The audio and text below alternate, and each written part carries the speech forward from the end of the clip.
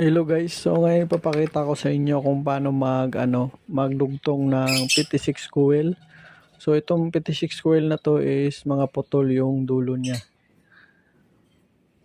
Ito yung ginagamit guys sa Pioneer horn tweeter. Ito yung pinaka coil niya, original. So ang gagamitin nating pandugtong is 56 coil lang din na yung mga nayuyupi na.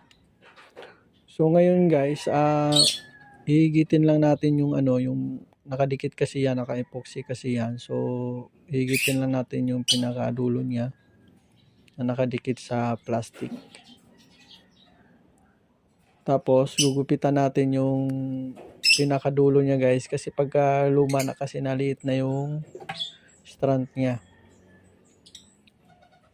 Tapos hihinangan lang natin guys, no. So wag natin kalimutan na gamitan ng flux.